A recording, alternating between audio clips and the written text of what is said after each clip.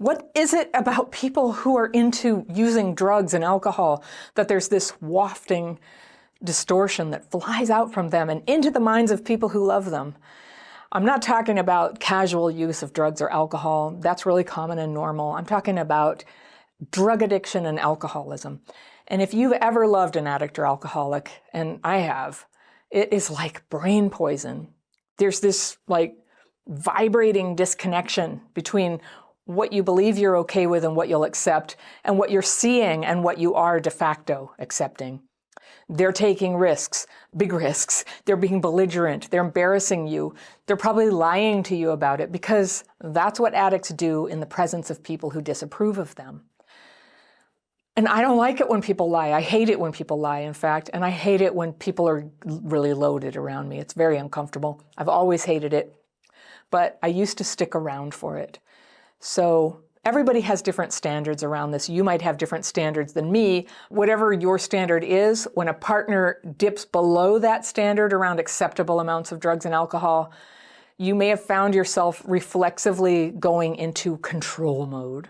Like, instead of stepping back from the behavior of theirs that you find unacceptable, you lunge forward and try to make them stop. And as you may have noticed, that doesn't make them stop. And it's usually pretty crazy making for you when you're in it. Because when you're in it, controlling the other person, it feels like it's your only option. That's the brain poison. What happens when you let go of the person so that you can just see what happens, what they do? My letter today is from a YouTube commenter who goes by the handle ebuns, which is sort of funny in light of how serious this is. And ebuns writes, "I have a boundary between me and my boyfriend. I don't want him to smoke or do weed." I've got the fairy pencil. I'm going to read through and circle what I want to come back to in a second reading, because I think I can help. All right. If he did smoke or do weed, I said I would leave the relationship. Am I being controlling, or is this a reasonable boundary? I set this since day one, and it's been 2 years. Recently, he told me he did smoke weed not too long ago and didn't tell me until now. We've had an issue with this before where he smoked during our relationship and we had a break. Now that it's happened again, but after more than a year later, am I being too harsh for wanting to end things just because of that? Honestly, I still love him so much, and it's breaking my heart to leave someone because of my one boundary. Was I asking too much? I don't know if it's worth staying with him and continuing to make sure he's not doing cigarettes or weed, or to just leave him and let him live his life, even if it does mean breaking each other's hearts. All right. E-buns. I can help you with this. This is something I have a lot of experience with. And I think that you're seeing things slightly in black and white. I'm going to talk about what you wrote, and I'm going to show you a middle way. Okay.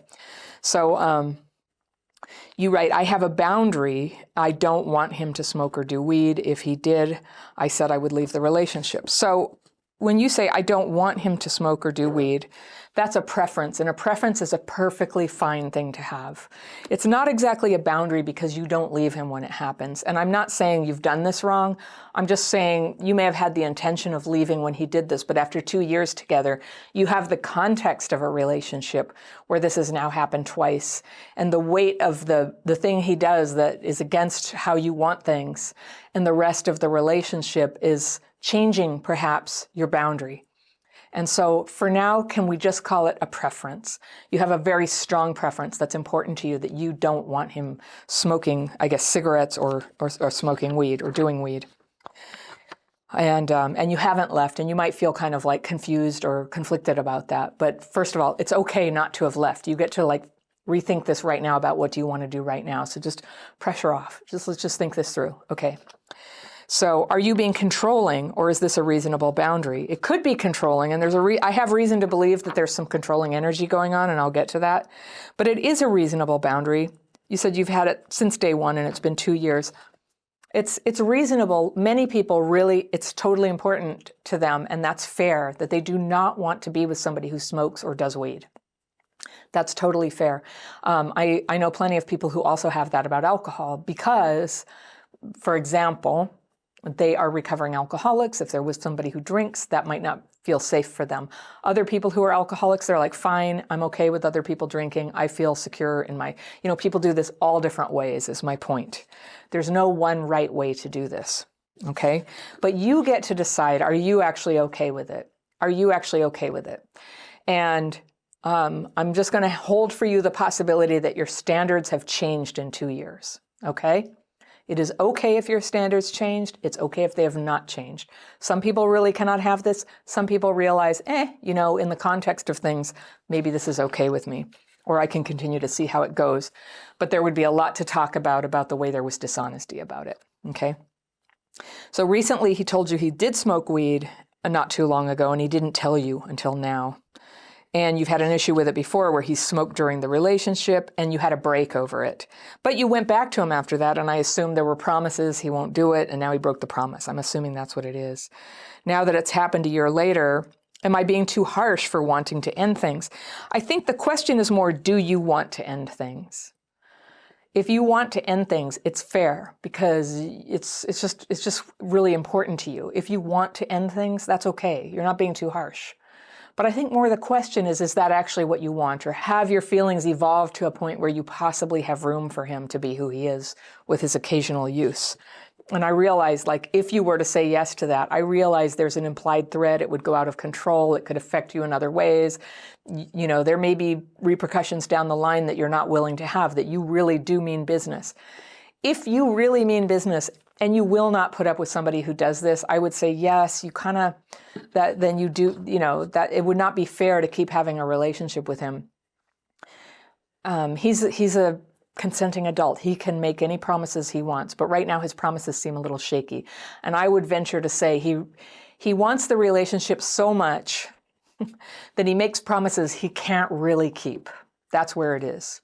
So many people date people who have occasional use and there's no issue. So it's really about what you want. It's what you want, E-Buns. I'm going to laugh every time I say that because I know you have a real name, but I don't know what your name is. It's about what you want and what's important to you. And I would just say sometimes love comes on a winding road and you don't really know where it's going and you don't really know who you're going to become and you don't know how they're going to change, and it could go badly, it could go wonderfully, and you don't know. So it's so important to know who you are and to know what you actually can put up with. I agree, you don't want to be a controlling person. So you said, I still love him so much and it's breaking my heart to leave someone because of my one boundary.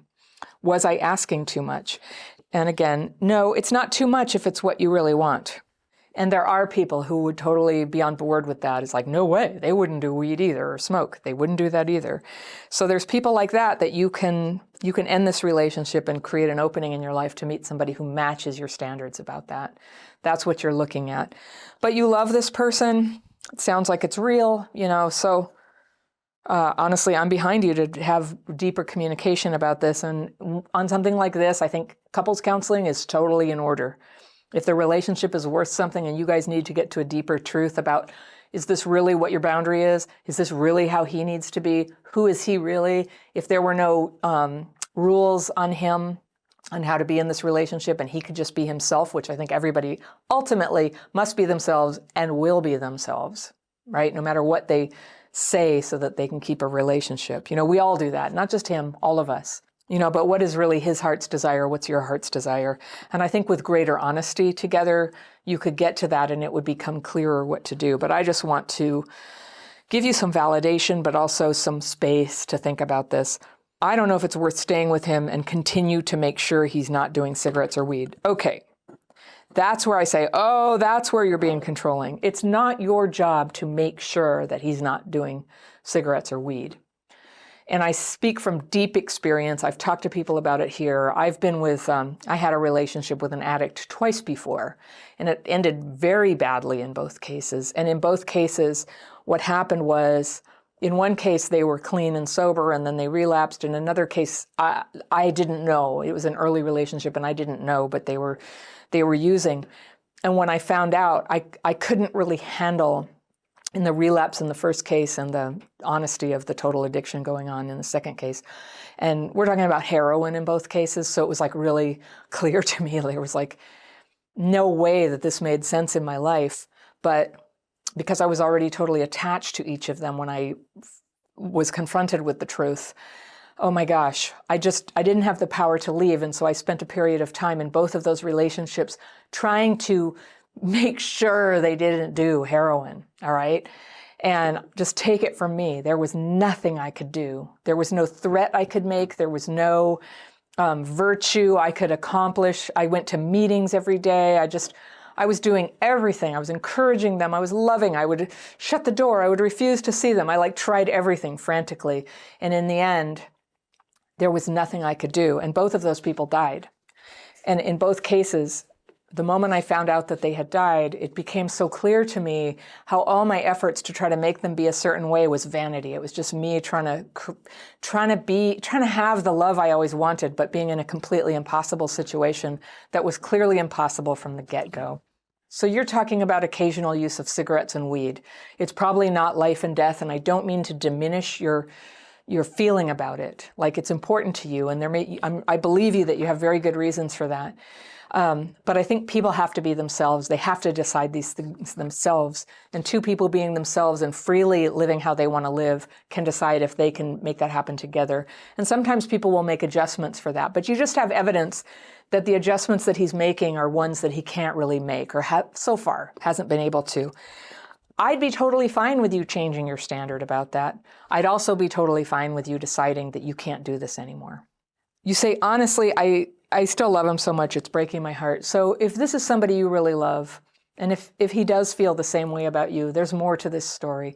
There's more to discover. One thing you can do is you can go to Al-Anon. Al-Anon is for families of alcoholics, and they are comfortable bringing in people who are, if it's weed or cigarettes. But it's about learning how to allow other people to figure out their own rules about these things and to take care of yourself, keep the focus on yourself, and so that you can make decisions that are not triggered, not manipulative, not trying to make the other person, but deciding honestly, is this person, when they're being themselves, is it somebody that you would like to be with? That's where love lives. Love is not trying to make somebody fit your ideal for them, even if they promised it. I'd be disappointed too if he said he would and he didn't, but he is who he is. You are who you are. And Al-Anon is a place that's been tremendously helpful to me in having to deal with what happened in my life. And also because of the way I grew up, right, with alcoholic parents, I was kind of pre-programmed to get squirrely around other people's addictions. So I got a lot of clarity there, and I was able to move on with my life and no longer have that drama in my life anymore. So you have to find your truth. You need to be who you are and be honest with yourself about that. And sometimes controlling other people's decisions isn't where our safety lies. Our safety lies in knowing that we're true to ourselves and that we've been fully honest with ourselves. So you didn't tell me why it was hard for you to deal with somebody smoking or doing weed. So that's something to go deeper in. I would definitely recommend to the two of you that you do some couples counseling so you have a place where you can get real with each other about what happened, what's really important, and how much each of you is willing to do to make it work together. If you love this topic, I've got a video lined up for you, and this is very relevant. It's called, Are Your Boundaries Actually Controlling? So that's the question for you, E-Buns. And that video is right here, and I will see you very soon.